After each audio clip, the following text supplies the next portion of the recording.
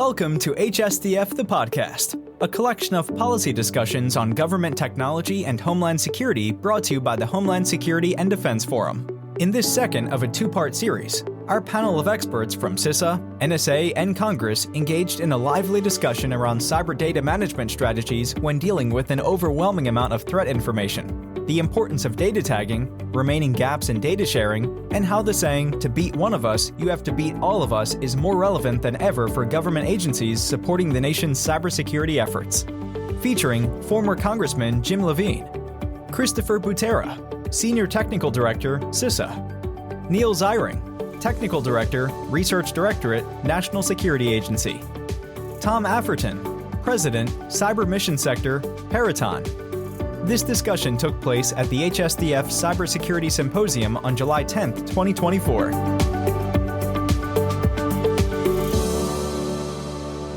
Congressman, I might have put you in a box by saying what's left to be done in data sharing, so I'll step back more broadly and just say, from your experience on the Solarium Commission, what are some of the recommendations that you would like to see still be implemented and need to be implemented? Sure. So the things that were left undone before I left Congress, and I wish we could get across the finish line. One, creating a Bureau of Cyber Statistics. That's very wonky, but we don't have an entity really that it collects and aggregates all of this data, and I think that would be a real value add on a host of levels. Again, aggregating data and then anonymizing and making it available to the public for everyone to use. It would really help a lot of ways in also helping CISOs, for example, make the business case of where we spend our next cybersecurity dollar, and they have to get better at being able to make that case both to the CEO, to the boards. I think that would help us to get to a much stronger place in cybersecurity. The other thing is, I wish we could have gotten across the line the joint collaborative environment. Although don't worry, I'm going to compliment CISA and the JCDC. They're actually creating the joint collaborative environment or using that creating that entity even without absent the legislation getting across the finish line. And the idea was, especially for private sector critical infrastructure, having the government or intelligence people working side by side with private sector critical infrastructure, so intel, government, private sector, so that you're seeing the challenges or the vulnerabilities in real time, and also putting context to what both sides are seeing. So, kind of answering that question of why should when the government says you need to patch this or there's a vulnerability here, and private sector saying, well, why though? Why do we want us to perhaps do this so quickly? Why is it so urgent? So the joint collaborative environment would get us there. But I'll turn it over to Chris for a comment about the great work that JCDC is doing, and so it's both cyber planning, joint cyber planning, but also working with private sector critical infrastructure more closely. Yeah, so the Joint Cyber Planning Office was another one of the Solarium recommendations. And thank you again for working on that commission. And so the Joint Cyber Planning Office was really kind of the formation and the starting point for our JCDC team. And that does most of our information sharing, our publications, our joint planning with actual industry partners and such to actually do joint cyber defense together. And then, working with our different engineering teams to try to, fulfill the vision of the joint collaborative environment. And really what we're trying to do there is be able to ingest all these different data sources. And I talked about federal cybersecurity earlier, but, critical infrastructure cybersecurity is a much bigger space, a much less defined space, a much much more unique space, all the different types of environments when we can start getting into operational technology and such in those environments. So the amount of data that we might be getting either from CIRCIA reporting, from voluntary reporting, or just from partners actually working with us together on different initiatives or sharing information with us is a unique authority for us to actually be able to kind of collect and aggregate and analyze these different data sources and correlate them. And we want to be able to do that at, really at machine speed and actually make the machines do a lot of this work as well, instead of, how we used to do work about 10 years ago, sharing spreadsheets of indicators together that Congressman kind of alluded to. So really that's the vision for the joint collaborative environment. and making sure that we can actually share those insights and some of the data sources after they've been sanitized and such back to our industry partners and to the research communities to help kind of the broader cybersecurity ecosystem. Great. So, Neal, I'm going to give you a question. We kind of talked about it on the call, but it wasn't exactly. Okay. But as you just mentioned, you've changed roles. Yeah. So you went from supporting cybersecurity to now research. Mm-hmm. So what does new Neal need to do to support old Neal? Yeah. So that comes up a lot actually in the last few weeks. Now, so in NSA research, right, we're trying to advance NSA missions and the missions of cybersecurity and intelligence with science. And I feel like there's a lot of room for growth there, right? We still face a lot of challenges in cyber analytics. A good example of that would be some of our adversaries in the last couple of years, year or two, have started using a lot more living off the land tradecraft. I think we collect a lot of the data that might help us to find those activities, but are we analyzing it in a way that will let us find it? Don't think so. That is an active area of research, how to do that form of analysis. We face continued challenges in protecting our systems and understanding the software that they rely upon. And so we have active research going on in that area, and we need to be able to drive that with mission understanding that we get from places like NSA, Cybersecurity, CISA, NIST, our private sector partners, right, our international partners. And then the cybersecurity environment is continuously changing, right? New technologies are coming out in the mobile space, in the cloud space, in space, and understanding how those technologies interact and how they may be exposed or how they can be protected is an ongoing area of research. And then, of course, as the crypto authorities for national security systems, we have active research in all aspects of cryptography as well. So yeah, we're working on all those areas. Thanks. All right. Well, I guess old Neal needs to get new Neal to get moving on those things. So, several of the panels have talked on workforce, and it's an important topic. So I also want to go there with this group. I on behalf of Peraton, one thing I wanted to share was that picking up on what Bob Costello talked about and the need for more diversity in the cyber workforce. We support the Cyber Camp at Dakota State, which is a great program, and it's a force multiplier because not only are they bringing in middle school girls, but they're also creating curriculum that is used across the state, right? We're working with George Mason on the Commonwealth Cyber Apprentice Program, which is bringing folks that don't have cyber backgrounds into a cyber training program, and then we give them entry-level opportunities. So those are some examples. But again, for each of our panelists, and I'll start with the Congressman, other novel ways to expand our cyber workforce. Yeah, so kind of right up my alley, and then leaving Congress, one of my other projects was that I took on creating an Institute of Cyber and Emerging Technologies, so we can get AI and machine learning and training the next generation of cyber professionals, cyber defenders. And we, of course, want to get into things like stackable credentials, so that, a 4-year degree is great, but you don't necessarily need a 4-year degree to get your foot in the door in this field. And there are a lot of incredibly talented young people who, many were growing up.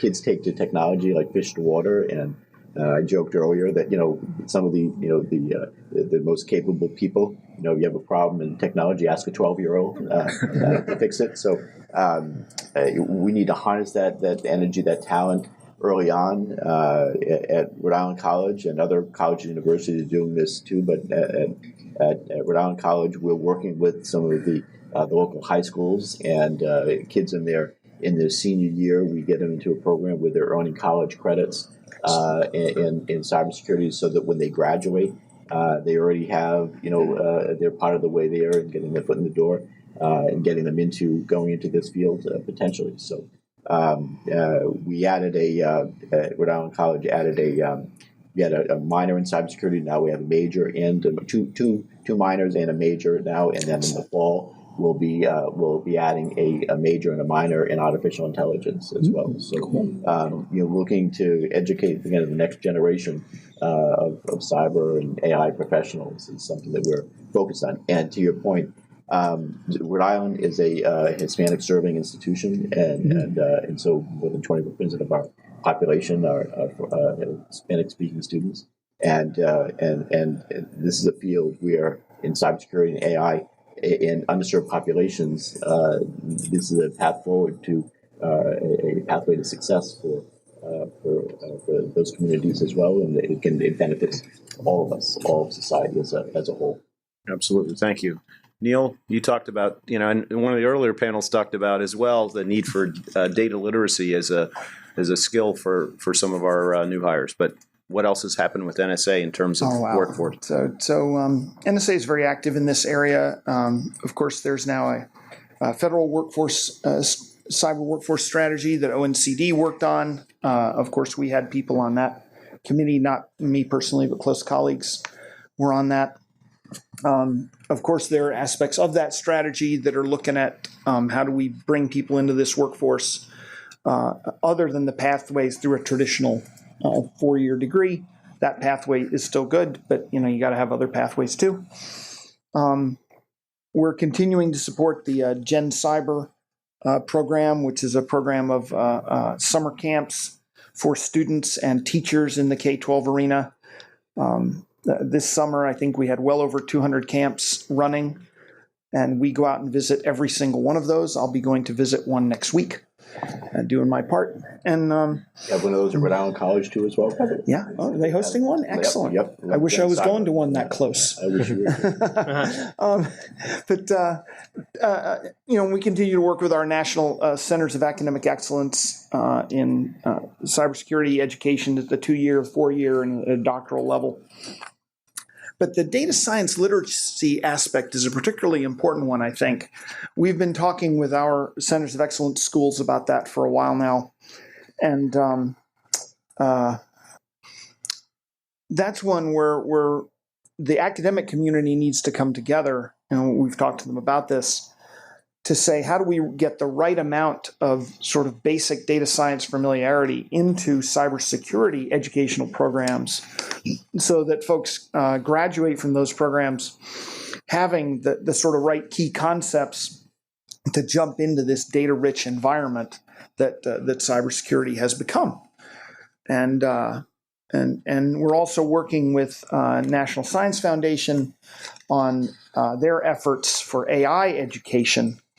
And they are looking at what was done in the National Centers of Excellence for Cybersecurity and seeing whether some of those lessons can be adopted to help accelerate and strengthen AI education in the country. So lots of stuff going on. We're continuing to work on the National Cyber Workforce Implementation Plan with Mr. Coker's organization, ONCD. So, hey, watch this space. A lot of activity coming that will affect both public and private sectors. Chris, add to that. Yeah, I think I would just want to double tap on the diversity of backgrounds. I've, managed quite a few different teams at CISA, and I've really valued having just a diversity of backgrounds of people on my teams. So, right now I run a pretty small team called the Office of the Technical Director that really works on a lot of different strategic tasks. And on my team, I have people with international studies backgrounds, finance backgrounds, design backgrounds, as well as your kind of historical computer science and cybersecurity and kind of other engineering backgrounds. And mixing those backgrounds together to work on some of these problems, you get different viewpoints that helps you do different and unique problem solving that really is kind of the basis of a lot of the cybersecurity challenges we face today.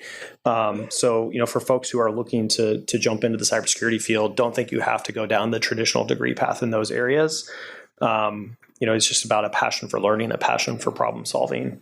And also to touch on the Centers of Academic Excellence. If for those who don't know about the Scholarship for Service program, it's a really fantastic program that our organizations work together on. Use that like crazy. We use it like crazy to bring people in. You get 2 years of university or community college paid for years of government of service following your graduation. And they've extended that program to community colleges in the recent years. So you don't have to have a 4-year degree as well. So it's a really fantastic program that we value for bringing people in on internships and trying to get people more introduced to cybersecurity, but also bringing on people after they graduate as well. And you get paid $30,000 a year, over $30,000 a year while you're in the program going. It's a fantastic program. I wish I would have known about it when I was in studies. Yeah, many people do. And I'll just add, within my portfolio, we have a program that supports the National Insider Threat Task Force, a lot of behavioral scientists, and bringing them into cyber operations and information warfare. We've seen a lot of value there as well, just bringing those different points of view and skill sets to the table. Oh, hey, Tom, if I could add one little thing. One of the other things we're doing in NSA, and I know other federal agencies are doing this too, is where we have locations for us, Maryland, Texas, Colorado, Hawaii, Georgia, we are trying to partner with minority serving institutions in those areas. Just a good example would be our Laboratory for Analytics Sciences in North Carolina. Is a lot of good HBCUs in that area. They're starting to partner with them and introducing students there to cybersecurity and cybersecurity research. And we've, it's a fairly new program for us, but we think it's going really well. Yeah, we've done the same. We partnered with UT San Antonio. They're doing some of our research work on information warfare, and we've just hired one of their grads. So, excellent. Yes. Let's see. We've got a little bit of time. We'll do 1 or 2 questions from the audience. So I'll open it up. You were that thorough, huh? Oh, there we go. All right. I couldn't tell whose hand was up first. Go ahead. As a cybersecurity professional, I appreciate the, importance or the encouragement for others to come through a different path. But since Snowden, I just don't see that happening, right? Don't we require 4-year degrees in the federal government because of his breaches? I don't. That the condition, at least at NSA, for 4-year degrees was historically long before Snowden, and NSA has certain restrictions. But in larger DoD, I know they're looking carefully at that. It's not like we're going to change the requirements for getting clearances, right? Those are going to stay. But for military folks who are, they've served in the military, they've reached the end of their service, they want to come back as civilians. Many of them don't have degrees, but they have incredibly valuable work experience and certifications, and we need to find a path to take advantage of that.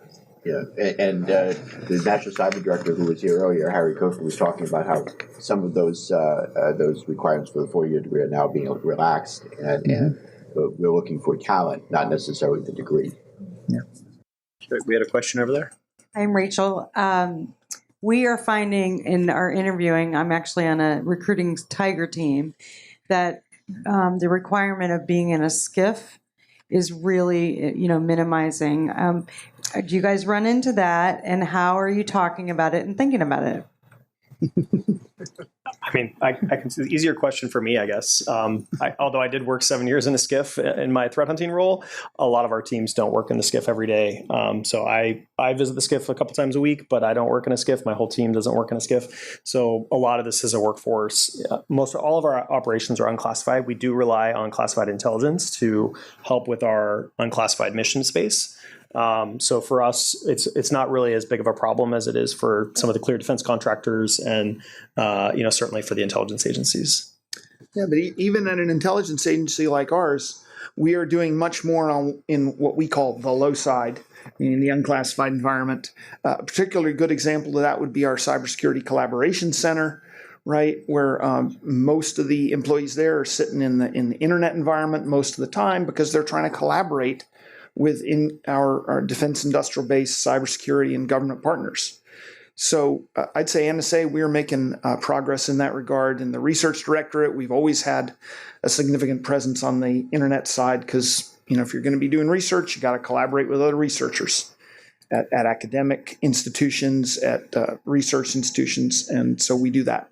So NSA, yeah, we still have a very significant classified TSSI kind of culture, but we are working to make that easier on our employees so that they can work seamlessly across any domain that their mission needs them to work. And I'll just add that with the ability to do some low-side work, the difference between 100% in the SCIF and 80% in the SCIF gives people that 10% of flexibility to work from home that morning because their kid is sick or the plumber's coming or whatever else. So we found that just that in and of itself makes a big difference for people. So all right, we're just about out of time, so I'm going to wrap up with one question. But since one of our earlier speakers brought his mom into the conversation, I'm going to do the same thing. So bear with me on a quick story. So I call my mom every night. She's 80. She's definitely not using ChatGPT, but she is at least cyber aware. I call her every Monday driving home from work. And one week I had just been to a small event with Chris Inglis when he was the National Cyber Director.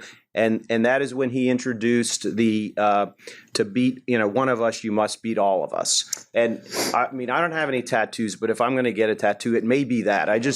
That is such a rallying cry. So, I told my mom about it and she was like, oh my God, that is great. That's what government is all about. So she kind of became a fangirl for Chris English. Like, I'd call her and she's, did you have any more meetings with that nice gentleman who had that thing? So just a nice thing about Chris. So I went to, we had an industry event right before he retired, and I told him this story. And he pulled out one of the coins that they've made from the White House. They had spare wood in the White House, and he made the coins, the plank holder coins, and he gave me one to give to my mom. So I thought that was really great. And so my mom is a extension of our cyber defenders. But the reason I bring this up is, again, and we talked about this in our prep sessions about to beat one of us, you must beat all of us. So I wanted to end on a positive note with anything you would like to add as far as collaboration with industry and collaboration across government. So, closing remarks. Thanks. I'm a big Chris Inglis fan too, and a cyber plank holder too. And I've always believed that this is not a problem that we can solve on our own. It's going to be a collaborative effort. It's not just a U.S. problem. It's an international problem and challenge. And now more than ever, we need partners and allies that we can work with, collaborate with, and defend ourselves against the bad actors. And there's no short list of bad actors out there. So we are stronger together. And I on Chris's line as well. Beat all of us to beat one of us. It's the way to go. Yeah. So I had the privilege of working on and off with Chris during his many years at NSA. Incredible individual, wonderful national leader. Even before that, I was saying in public speeches and things like that each of us can see a lot, but none of us can see as much as we can all see together. And so that's about bringing together data, bringing together the visibility that each of our organizations has, and they're all different, to cover the waterfront and see what our adversaries are up to. And once we can see what they're up to, we can defeat them and give them a bad day. So I will stick with that. Bringing our data, bringing our visibility together is what will lead us to being successful against our cyber adversaries. Thank you for tuning in to HSDF the Podcast. You can follow this podcast on any major podcast platform. Visit hsdf.org to learn more about the Homeland Security and Defense Forum.